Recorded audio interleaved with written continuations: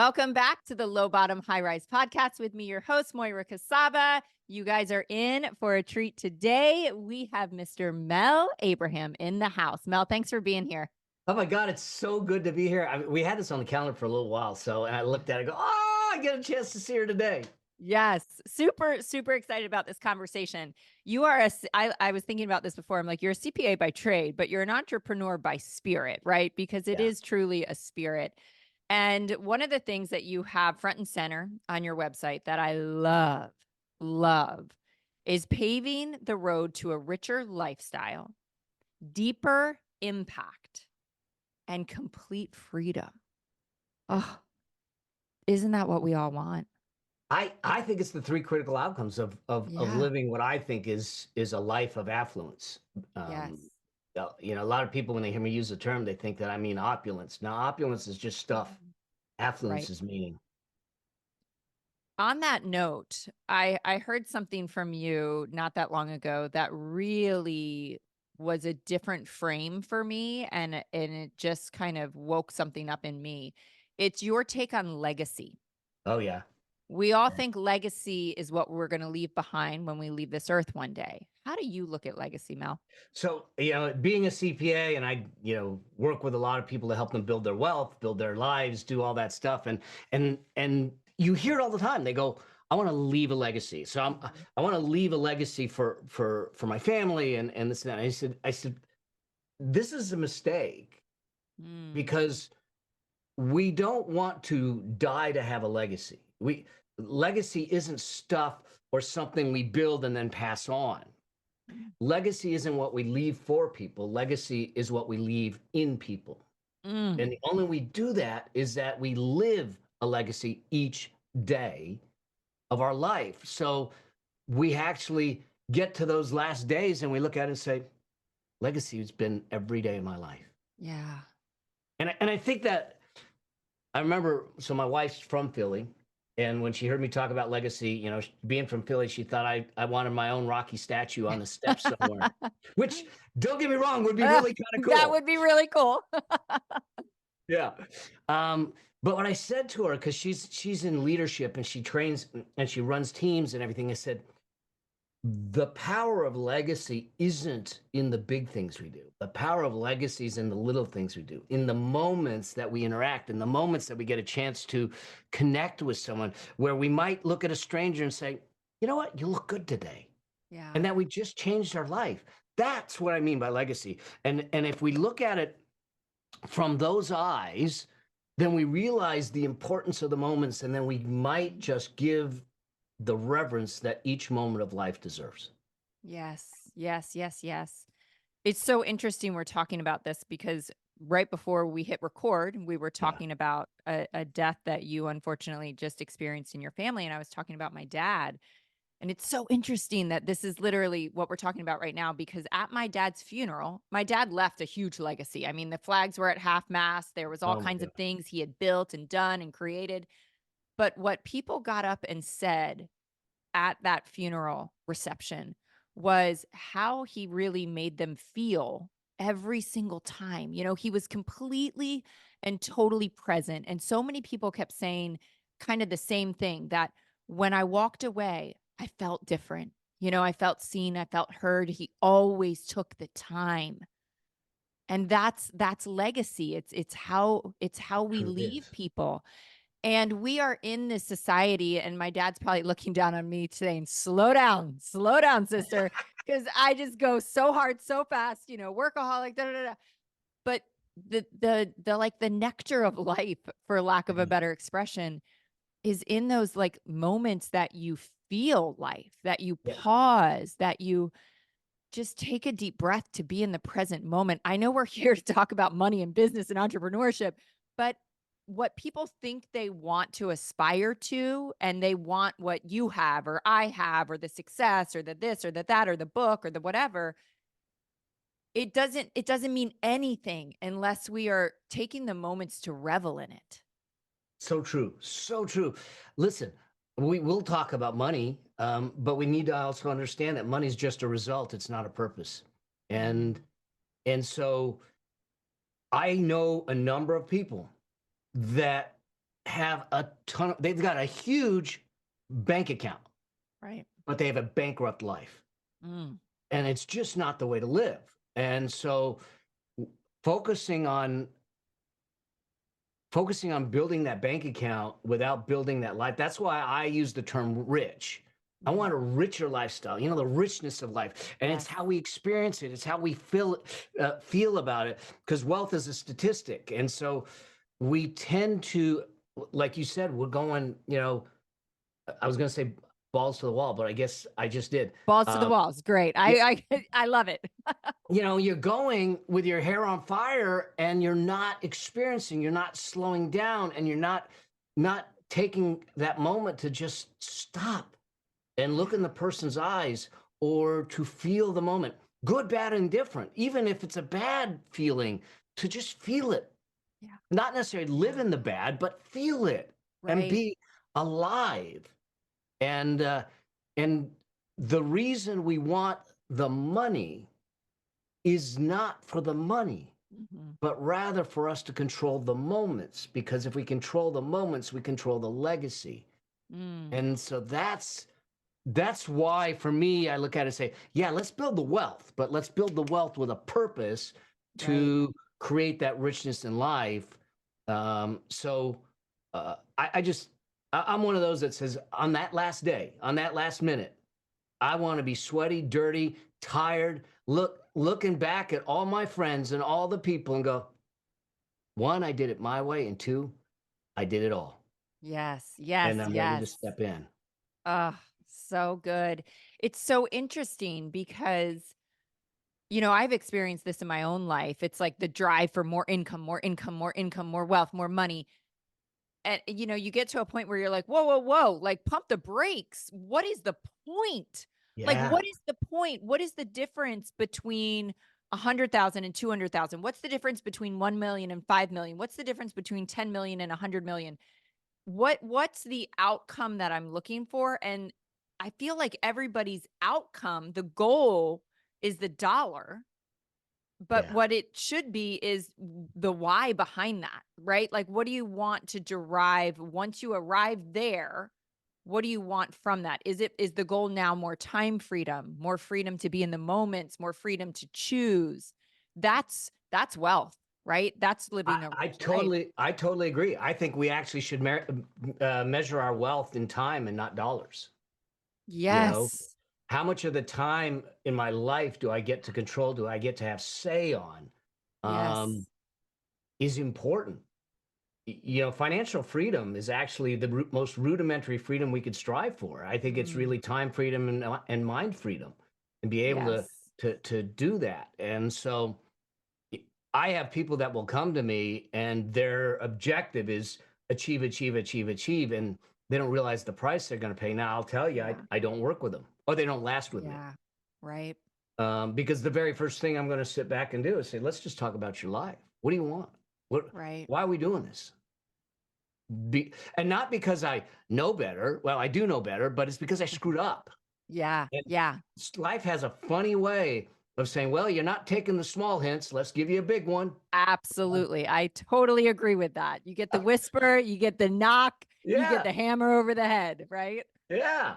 Yeah. And Wow. It's so true and it's so good. I can remember kind of going back a couple businesses in my life and, we were at this crossroads where we were getting ready to go national, it was getting ready to blow up, and I sat down with my husband and I wanted out. I wanted out. It was killing my soul, it was killing my family.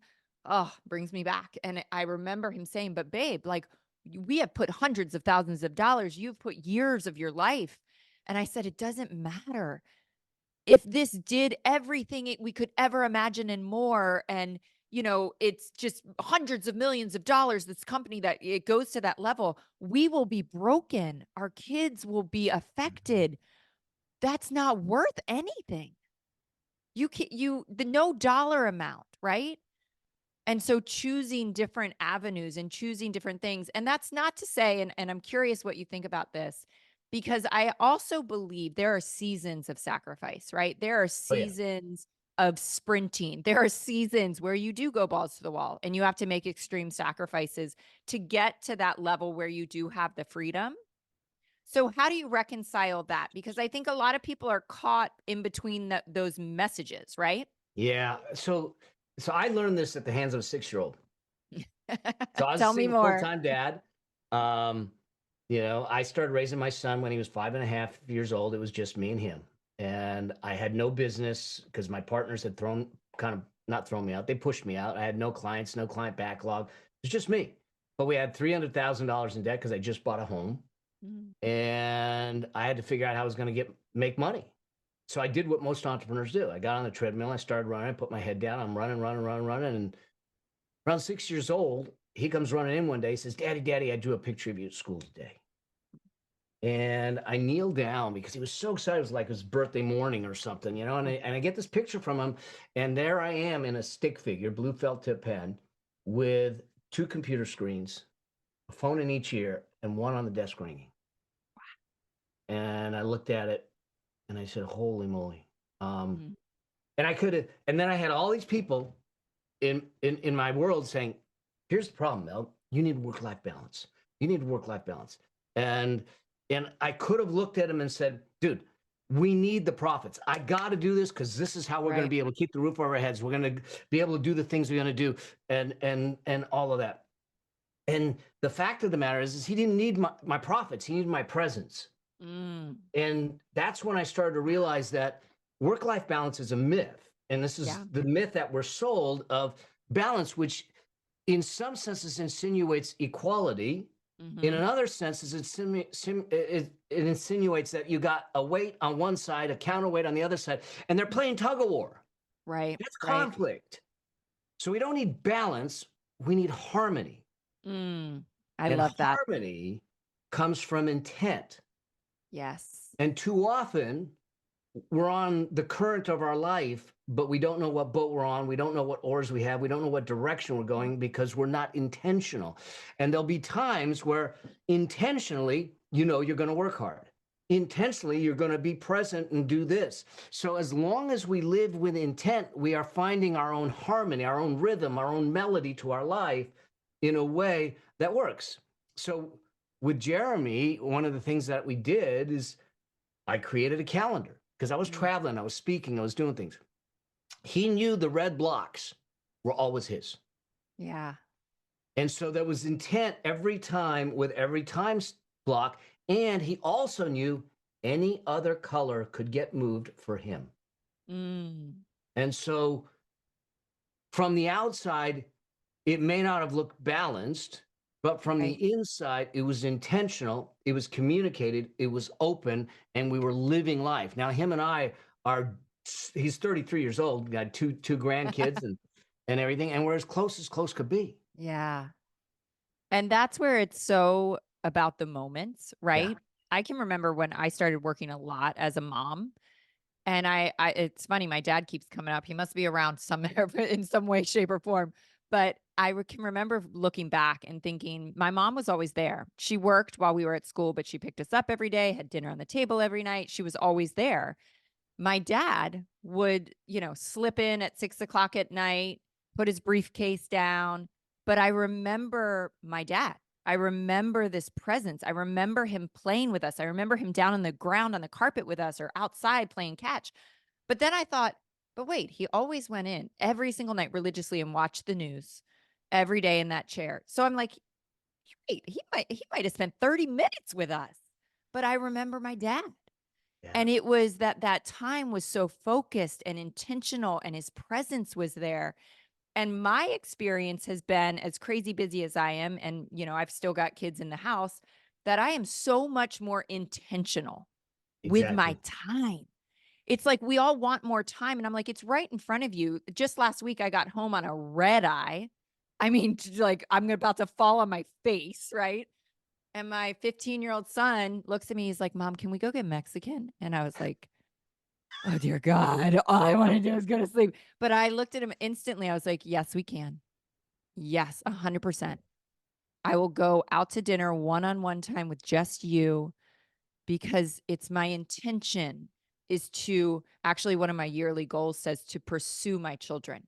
We pursue goals, but one of my top 3 this year is to pursue my children, right? Yeah. And Yeah. so it's like we don't necessarily need more time. We need to learn how to delegate. We need to learn how to delete things. We need to focus on the things that matter that only we can do. But then that allows us to show up so fully in those other moments. It's so important, and so it's not the quantity. My Yeah. wife, she's one of 7 kids, 5 girls, and her dad passed away this will be 10 years. But he made sure that he had a dedicated date night with each of the girls, Mm, and so that they had special. their thing that they did. Yeah. And with my wife, it was roller skating. So they would Mhm. do a date night and go roller skate. She has his roller skates. She has Wow. those memories. And so it wasn't the quantity of how the presence was there. It was how it was thoughtful, intentional, Mhm. and meaningful. And that's really how we get that richness in life. Yeah. And to have the financial ability to have those choices, which is a blessing, Yes. it's a privilege, but it's also, I believe it's a right. I think Mm, that it I is agree. a birthright to be Mhm. financially free. We just got to figure out how to claim it, not for the financial part, but for the freedom part. Right. Right. Absolutely. Absolutely. And there's a million moments in the day, right? And I Yeah. feel like we are all, for your expression, just going balls to the wall, unconscious, Yeah. exhausted, caught up in our heads, not even seeing the world around us, not even seeing, and it sounds, kind of so airy fairy, but like, not even seeing the sun setting, not seeing the trees, not seeing the puppy that runs up to you, not seeing your children's eyes, right? We're Yeah. just we're just doing, doing, doing. This conversation went in the best direction ever. I love this. I love this. And here's the thing, I wanna get to the money part so you Yeah, can really yeah. give some tangible tips, but I also wanna just, you know, voice the fact that I see you living this. We met, out in LA a few months back, and it's funny because money and all of these complicated things that people a lot of times just run away from and like, I don't want to look because it's so intimidating to me. And so I'm just going to keep piling up the debt. I'm just going to keep kind of doing what I'm doing, which is getting me nowhere. It can be so intimidating. And I remember meeting you and like I just fell in love with you instantaneously. I was like, what is this guy? Like, I love this guy. I love his energy. I just feel like we're instant best friends. Like, he's so on my level. And then I was like, wait, he's like the financial guy? Like, I just love that you embody this. Like, it's how you show up in the world and it's how you live. And we were not in a room or a circle where you had to put on any pretenses. You could have been busy. You could have been doing what you're doing, but you were so present. And so I just want my audience to know that you walk the walk. You really do. Oh, thank you. Thank you. That means a lot. Yeah, absolutely. Well, let's dig into some of these Yes. simple steps because I think I would say, if I had to guess, we have a lot of entrepreneurs here in the audience, and a lot of them are in their kind of wealth building or even just money building, for lack of a better term, kind of phase of life, right? And so much is being reinvested a lot of time in not only their business, but their growth. And I've got some questions about that. But when is the best time to start? Oh my God. So people ask me that is now a good time to invest, and I asked them the question: Did you invest yesterday? No. Did you invest the day before? No. Then today's a good time. Yeah. Because here's the thing: the reality is time is our greatest lever when it comes to building wealth, Hmm. and it's not. And wealth creation, building wealth, is less about the money and more about the behavior. Mm, 80 to 90% of it is behavior. It's habits, it's decisions, it's choices. People say, well, I got money issues. I said, no, you don't. And this is confronting for people. I said, you don't actually have money issues. You have money symptoms. mm, And I go, what? I go, Oh yeah, they're symptoms of the choices, decisions, and habits from the Yes. past. And they go, well, you don't know what I know. I do know. You can make different Yeah. choices. We can make different decisions. It can be confronting, and I'm not coming from I didn't, I'm from a son of an immigrant family. Dad came here at 17 years old with nothing. I lost one third of everything I owned. I've been up, I've been down. So I get it. But the thing that I realize is no matter how much money I made, if I had bad habits, bad choices, bad Mhm. decisions, bad behaviors, it would be gone. Right. And so the good news about that is it's fixable. We just Yeah. change the habits, we change the behaviors, and we get a different money symptom, and hopefully that's wealth. And so the first thing is really starting to understand that we are in control. Mhm. And just like going to the gym, a lot of people will put off investing because they say, well, when I make more. Right, I right. promise you, if you're not starting to do something when you're making the $100, you won't do it at 1,000 or 10,000 because you haven't trained yourself or built the habit or the behavior. So I'd rather you say, all I can afford to do is $5. Great. Right. Then let's put $5 away. Because what that happens, because look, you go to the gym, you don't walk in the very first time you go to the gym, you don't lay down on the bench press, put a couple of 45-pound plates on a barbell and think that you're not going to hurt yourself. You Right. go you go over to the nothing wrong with the chrome weights, but you go to the chrome weights, you go to the smaller weights and you Yeah. say, let me just start getting things moving. Same Mhm. thing with wealth building. So I'd rather us build the behaviors with Yes. $5 and $10 because all of a sudden that'll become 20, 100, and 1,000. Mhm. But This we is get in the blowing my game. mind. This is Yeah. blowing my mind. I'm thinking back to when I used to teach a lot in the health and wellness and fitness world. And I can remember, gosh, it was probably 20 years ago. Everyone's focused on the weight loss goal, like the number. They want to be this number. They want to be this number. They're writing it down, on their vision board. They're putting it in their New Year's resolutions. And it's so outside of us. And it feels that's what actually makes us feel kind of like a loser. Like it Yeah. hurts our confidence, right? Because we feel so far from this goal and we think we're just trying to get to that number, trying to get to that number, trying to get to that number, and we're focused on that number. It has nothing to do with that number. All you can do, and you take instant control back when you focus on the behavior that that's going to get you to that number. But we can't Yeah. focus on the number. We have to focus on what are we doing today? What are the behaviors, and so many people feel completely out of control with their debt, with their relationship with money, with, they don't have the investments yet. I love this. Like it is, you can take control back today. You can. Here's something I have over. So I pick one or two really big goals that that I want to do in a year. Mhm. And I have a sign above here that's on the wall that says, for instance, I've got a book coming out. And so the sign says, what would a New York Times best-selling author do today? Yes. And Yes. Stepping and so I can into look that at it and go, identity that uh-huh. automatically makes you step into the behaviors. And it steps you into the present because we're asking about what would he do today? What would she do Yeah. today? So radically different to come at it from that vantage point. So let's go back to the person Yeah. that has nothing invested, they've got debt, their credit cards are racked up. Where do they begin?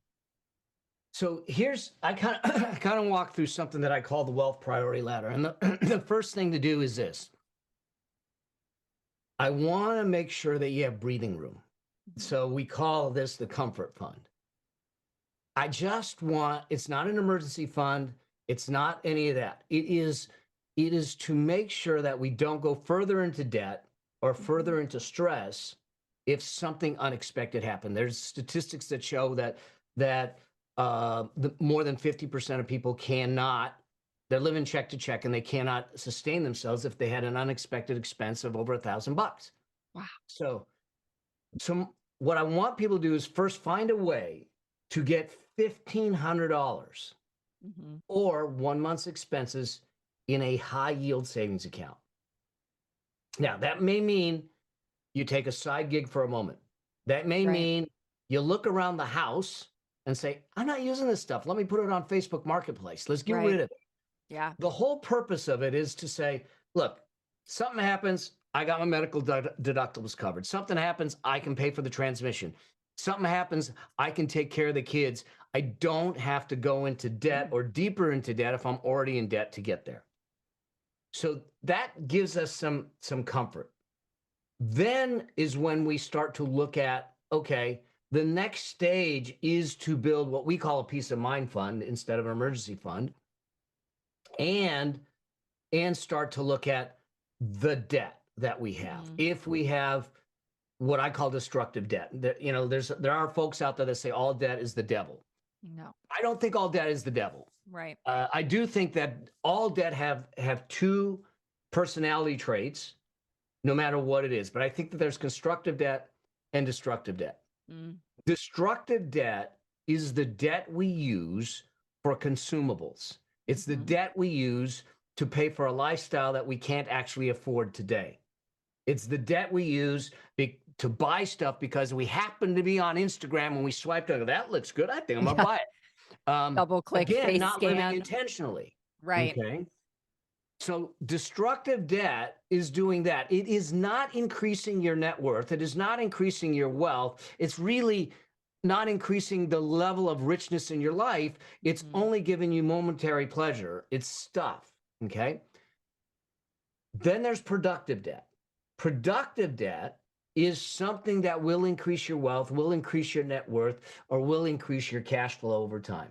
So that could be debt going to buy a piece of equipment. It could be debt that you pay for Facebook ads that are going to come Mm. back in a multiple. It could be debt that you use for a rental property or things like that. So what that's doing is increase. So there's two kinds of debt.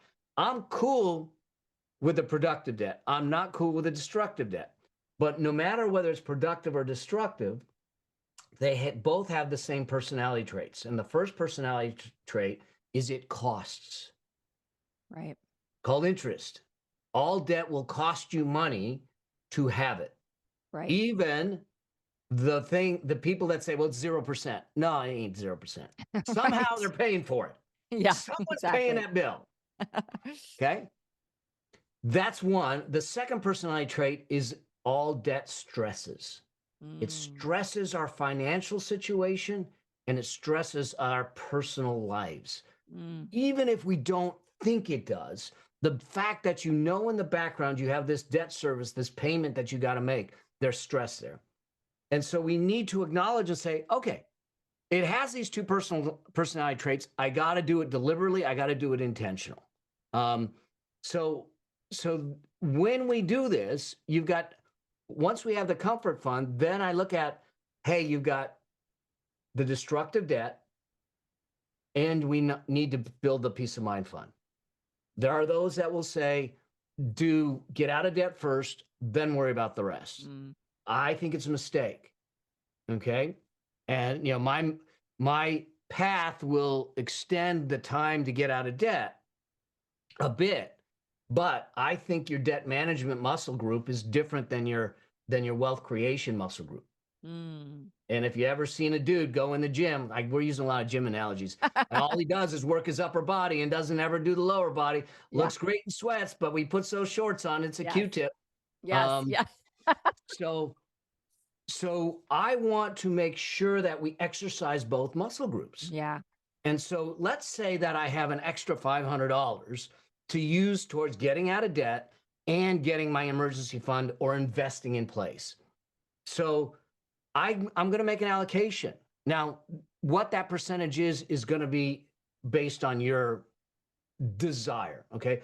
You Mm. can split it 50-50. Some people will say, I'm put 80% of debt, 20% to my towards my peace of mind fund. Mhm. That's fine. But what we're doing is we're getting in the habit of keeping ourselves getting out of debt and staying out of debt and building something at the same time. Right. I want us to not only dig out of the hole, I want us to build the mountain at the same time. Yes. And so that's how we do it. Now, when it comes to debt, if you are in debt, and we can give it's totally free. I have a worksheet.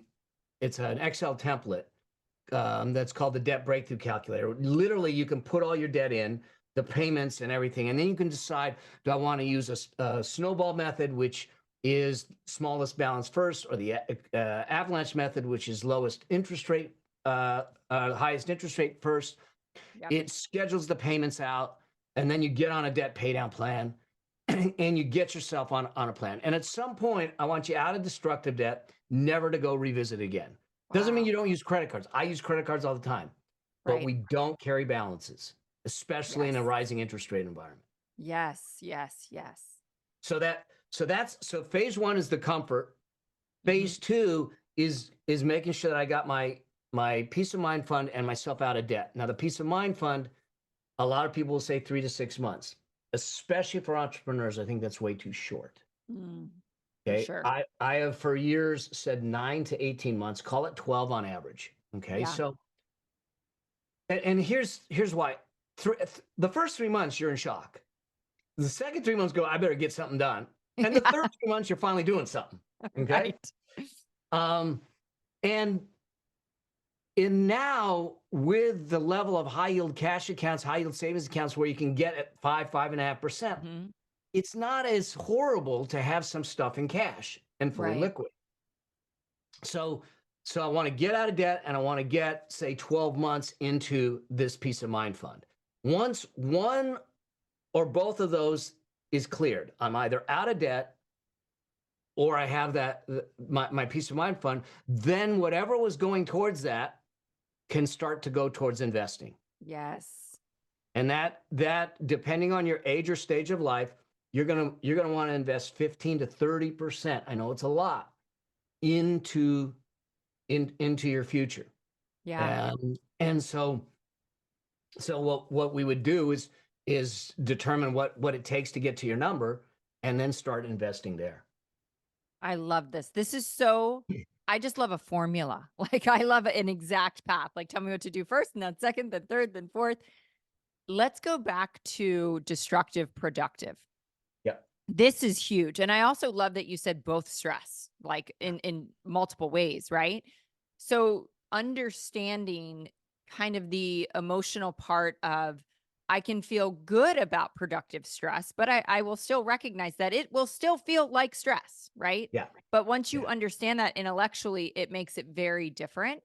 And just the two buckets make it so different. So this is the question I actually kind of fielded my audience this morning, and a lot of them were asking, how do you know when you're kind of living beyond your means, and I think a lot of that was, they keep, as entrepreneurs, we keep investing in our growth, or we keep Yeah. investing in learning new strategies, or hiring the coach or the mentor or the thing. At what point do you feel, because to me that would be productive, right? Like, it's an Yeah. investment in your business. It's not, in my eyes, ever an expense to Right. put dollars into that bucket. But at what point, is there a point you cross the line? Because we all know, and not the people that I'm talking to at all, because these are actually good friends of mine, but we know that there's lots of people out there that are just throwing money out the window, doing training after training and certification after certification, and they're not making the money. Yeah. And At what point can you help, like, my listeners with that? yeah, so you kind of hit the nail on the head. The cost of saying getting into a mastermind or Mhm. getting into coaching can either be an investment or an expense. Mm. And it's not how you see it that changes it. It's how you use it that changes it. Mm. And so we tend to say, well, I'm going to go to this coach and they're going to fix me. No, Yes. they're not actually. Yeah. At some point, to keep with the gym analogies, you're the one that's got to lift the weight. Yes. Yes. And so if hold on, the dog is barking, but we'll keep going. I'm So afraid mine are gonna start barking in the background. Go ahead. there you go. We keep it real here.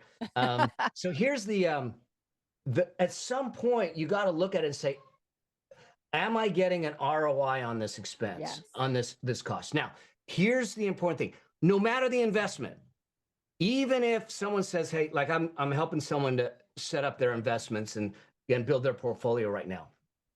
And they, even before we make the investment, even before we say buy, we ask ourselves, what's the exit? Right. What's the end supposed to look like? What does success look like? What's the expectation? If I'm going to go invest in something and I expect it to double my revenue, I expect it to have my time so I get more time back. Mhm. So I know what the measurement metric before going into it is. Yes, this is so important. Yeah. And then you sit back and say, okay, for that to happen, what needs to happen in the interim Mhm. during the time to make sure I'm on track? So now, before I make the investment, before I spend the money, before I do anything, I know my exit, I know my path. Now I can make it and I can track it. Too Right. often, what happens is that sounds good. We make an emotional decision, we get in the game, we don't know our exit, we don't know our path, we don't know how to squeeze the juice out of it Yeah. so we get the return. Yeah. Now, let me hit on something that might be on some people's minds. So we live in a really nice home on Mm. the water here in Laguna. Okay. My wife hates when I say this, but it's the worst financial investment we could have made. Worst. Okay. Because it tied up a lot of cash. Yeah. Okay. With no cash flow. Mhm. No, but there are some investments you make that are for quantity. In other words, you get something back. Right. And there's some investments you make that are for quality, Yes. and we have to do it intentionally. The reason we did this house, the reason we decided to buy this house was because I saw how my wife was in the kitchen and in the big room and how Yeah. she felt and what the view and all that. And I said, all right. And if I'm making a qualitative investment, Mhm. then I need to make sure that it's well within my means and that it doesn't put me over the edge. And there's parameters like for a home, I don't ever want to be over 28% of my cash flow, those kinds of things to Right. make sure that you're smart about it. But we can still make qualitative investments knowing that, hey, this is something that I love, that I Yeah. enjoy doing. What I call, what's your top three joy priorities? Mm. The things that give you sustainable joy, not momentary stuff, not the Right. stuff that you might see some that's nice. She got that. I'm going to go get that. Right. We just Doesn't, I went mean, through this with buying a dock. I don't know why docks cost so much money. Jesus. I'm like, we're buying another house. It's planks of wood. But oh, we have this amazing financial guy that was able to sit us down and you would think your financial advisor would say this is stupid, this is ridiculous. It costs yeah, so much money. Invest, invest, invest. And he was able to say this is quality of life, like this yeah. is this is what your family will be living and breathing on a daily basis, like this is where it doesn't necessarily make sense on paper, but it's the right thing to do. Yeah, and I think Yeah. that's so you wanna separate those and just know that if we're making those quality of life decisions, that we don't bury ourselves in the process. But Yes. on your original question, really understanding the exit, understanding how we're getting the return on investment and the path to get there Yes. is really the important element. Um, and then just looking at it and not being Pollyanna about it and saying, Right. "Look, I this is really gonna strap me." Right. I've had people that have wanted to work with me, and they'll say, "Well, I can pull it out of my IRA." Until I go, "Oh, no, no, no, no, no." You Yeah. know, One, it violates all my rules, Right. and I'm not Yeah. transactional. I'm relational. I'm not going anywhere. So let's Yeah. figure something else out. Um, or they sit back and go, "Well, I'm gonna." If they come to me and they go, "Well, I got to put it on 3 credit cards," I already know there's a problem. Right. Well, No, that's why there's they things want to you work can with you. do, and when you're ready, Yeah. I'll be here. Yeah. But I don't want someone going and saying, "This is my last dollar. This is my Right. last vestige." Let's be smart. There is a difference between being committed and being reckless. Yes. Yes. And I think it goes back so much of this that I want to kind of revisit is the idea that you said it, you said tracking, right? Because I have made, I mean, and again, just so everybody knows, you don't get to where myself or Mel is in life, and we've lost a ton of money and made a million mistakes, right? Oh And we're yeah. trying to save you from that. But I can't tell you how many times going, ass on fire, balls to the wall, just trying to hire people in to help manage the chaos and thinking, hiring this company to do this piece. And, a year later, I look down and I'm like, there has been zero return on my investment. Like, pull the plug. We got to get rid of these people. But it's going so fast that I don't have time to look. And so what I've learned as an entrepreneur is every single person that I've hired after I've made several, huge mistakes is that okay, we're going to kind of revisit this in 30 days, 60 days, 90 days. Yep. If we're not at X, Y, and Z, then we're going to have an exit strategy here because it's not going to be working, right? Yeah. Instead of just thinking that you're going to hire these people and you're going to magically get the return on investment. Like you have to at least own being on it and making sure everything's tracking and trending in the right direction, because otherwise you're just putting holes in the boat. Without a doubt, and knowing how they're measured. They know how they're measured. Mhm. They know what they're this drives me batty with a lot of people on with social media agencies and stuff. You'll Mhm. talk to them, they say, well, here's my fee. It's a retainer of 1,000, 2,000, 5,000, whatever it is, and we're going to do 10 posts a week. And this, I go, Yes. here's the deal. I don't care about how many posts you do. Yeah. My metric is engagement, conversion, and growth. So Yes. if you can do that with one post, great. If you have to do a million posts, fine. But if you have to do a million posts, we got to have another conversation. Yes. But the reality is that we're going to measure results that matter, Yes. not some package you want to sell me. Yes. So you can check the list and go, I did what I told you I was going to do. But what you told me you were going to do didn't help my business. Right. And this is like such a huge thing in our industry, right? Oh, With it's all of huge. these people, because we have to learn how to delegate. We have to outsource certain things. You and I shouldn't be spending 6 hours a day crafting social media posts, right? Like we've got better things to spend our time on. But that's just it. They're pitching I checked the boxes, I did my job. Where's my check? And I'm like, but you didn't deliver on the results that I hired you to deliver on. Yeah. Yeah. Yeah. Yeah. So the other thing to think about along this lines is it's the B word that people don't like. Okay, budget. Yeah. Okay, I call it a cash resource plan. The problem is people see budgets as, oh, it's it's corralling me. It's Mm. stopping me from doing things. No, no, no, no. A cash resource plan is giving you permission to spend. Yes. What it is doing is every dollar that comes into your life, every dollar that comes into your life must have a job description. Mm. Okay. Imagine for a moment you decide you're going to hire 20 people. Okay. So you bring 20 people in, you bring them into the boardroom, in the conference room, you're having the conversation. Welcome aboard. I'm glad you're here. Here's what our company does. By the way, I hope you noticed I didn't give any of you titles. I didn't give any of you job descriptions. I'm not giving you any goals. I'm not giving you to-do lists, but I want to triple my business in the next years. Let's go do it. Right. I mean, what's Total. the chances of Yeah. success? Zero. Zero. But that's Yeah. what we're doing with our money. And our Yes. money are our employees. They're better than employees because they work 7 days a week, 24 hours a day, 365 days a year. They don't take PTO, they don't take vacations, and they're not going to unionize on you. This is the best analogy ever. So, what we need to do is give every dollar a job description. This dollar pays the Yes. mortgage. This dollar goes to donations. This dollar is for my ads. And we do that in advance Yeah. because then it gives us permission to spend without guilt. Yes. Yes. Yeah, because you've got dollars allocated for all of it. Yep. Oh, so good. I mean, it is. It's a framework. A budget is a framework for freedom, Exactly. not constraint. Yeah. Yeah. Oh, this is so good, Mel. Oh my gosh.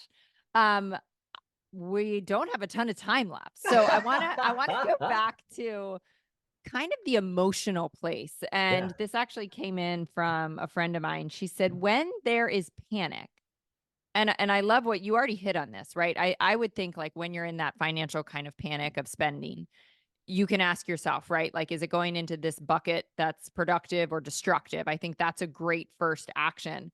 But she asked, are there steps to be taken or walk through so you know kind of if is it the good kind of spend, the bad kind of spend? Is this the right thing to do, the wrong thing to do? So if we're in a state of panic, that means we're in a situation that isn't working.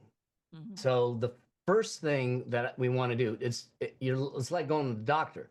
Let's first figure out where the problem is. So I Mm. remember in 96, I herniated 3 discs in my back. Right.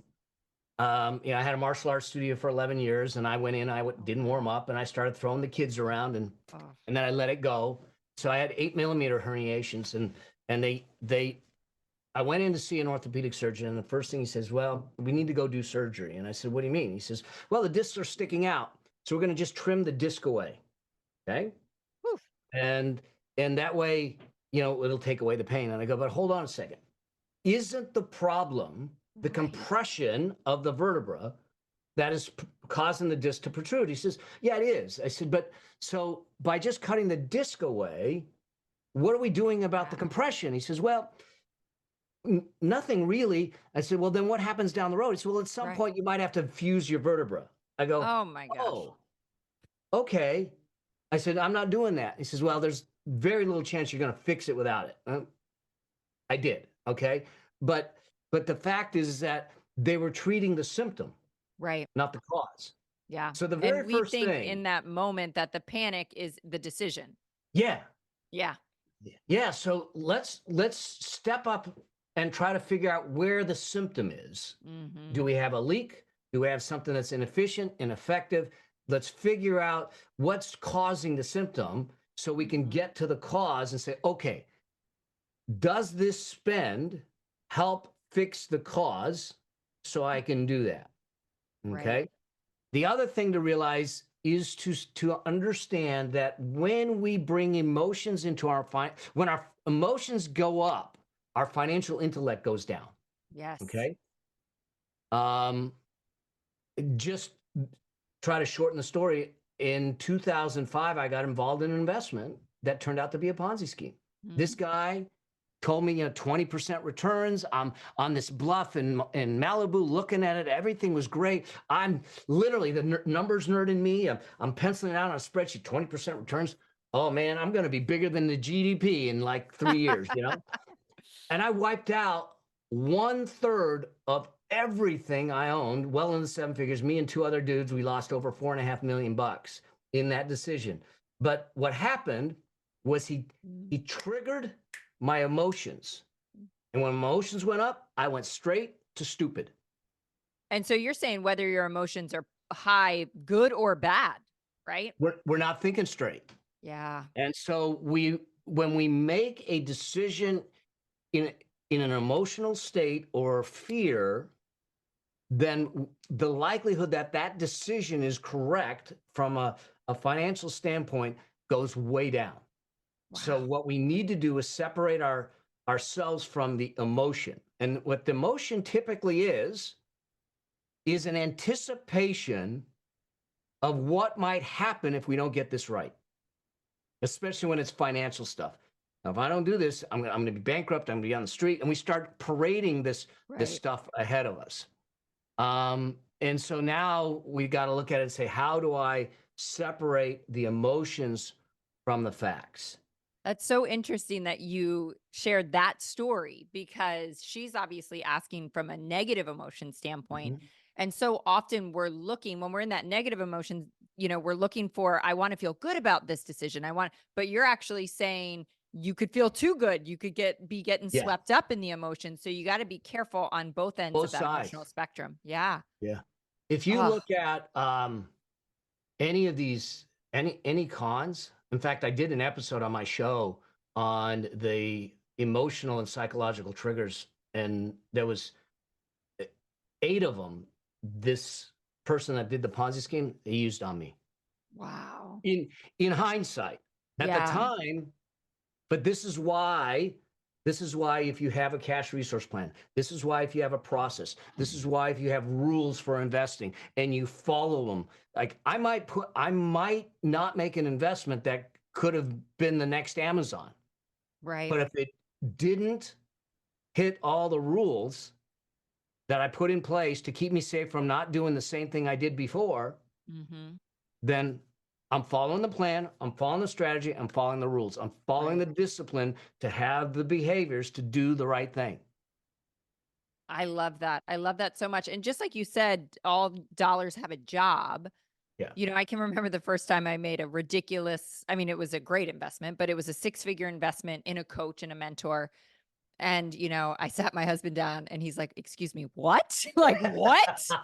And, we figured it out financially because, we do have reserves and things like that. But it was so interesting because the next year I was my mind was blown when he said one day, "So are we doing that again?" Because he had allocated for it, Yeah, right? yeah, And I instantly thought, well, if we're not, then I'm going to use it for something else in this. Like we have allocated for my mentorship, my growth, yeah, and it's like you can make really, this just proves your point. When you have the bucket sitting there ready to invest in this area, you're making really deliberate, intentional, wise decisions, yeah. not emotional ones. The other thing that I would say in this is because you're making intentional decisions, all that, but also because the challenges will do this to it. And I don't know if she's doing this with herself. Whatever the decisions you made in your past Mm, are in the past. mhm. You had to make those decisions for whatever reason. They will be in your future again if we don't learn the lessons. Yes. The way we don't learn the lessons is by not uh, accepting it, Yeah. taking Yeah. responsibility. I couldn't heal from the Ponzi scheme, and I rebuilt everything that I lost and tripled it within 18 months. Wow. Yeah. And but I would have never done that had I not accepted my responsibility. Not Right. blame. Completely different because Yeah. blame will keep you sinking, it'll keep you stagnant, it keep you from moving. Responsibility will empower you to say, "Hey, what was my role in this? Yeah. I gave him the money. I did this." And now you sit back and say, because there's lessons in responsibility. There are no Yes. lessons in blame. Absolutely. Oh, this is like one of my favorite topics. I mean, I just think taking responsibility for everything in our lives is like at the foundation of living a happy, prosperous life, Yeah.